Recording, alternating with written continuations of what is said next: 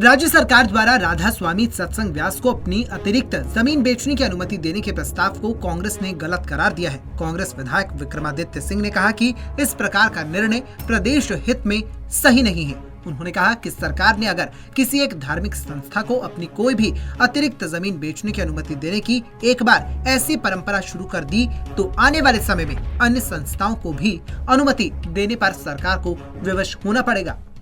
हिमाचल प्रदेश सरकार द्वारा जो हिमाचल लैंड सीलिंग एक्ट 1972 जिसकी अमेंडमेंट 1976 में हुई है, उसके अंतर्गत राधा स्वामी डेरा को जो ज़मीन बेचने की इजाज़त के ऊपर विचार कर रही है, मैं समझता हूं कि ये हिमाचल के हित में नहीं है,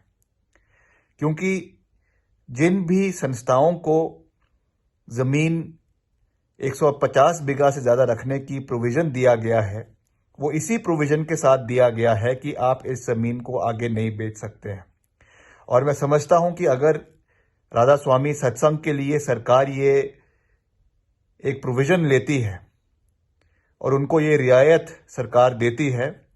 तो ये एक बहुत गलत प्रेसिडेंट हिमाचल प्रदेश के इतिहास में हो जाएगा और आने वाले समय में और ऐसे संस्थान हिमाचल प्रदेश के अंदर सरकार को पिटीशन करना शुरू कर देंगे। इसलिए हिमाचल प्रदेश के हितों की रक्षा करने के लिए और हिमाचल प्रदेश लैंड सीलिंग और सेक्शन 118 को पूरी तरीके से लागू करने के लिए हम इस सरकार के कदम का पूरी तरीके से विरोध करते हैं। हम राधा स्वामी सत्संग का बहुत मान सम्मान करते हैं। साथ ही विक्रमादित्य सिंह ने कहा कि वह राधा स्वामी सत्संग के खिलाफ नहीं है, लेकिन सरकार को लैंड सीलिंग एक्ट का कड़ाई से पालन करते हुए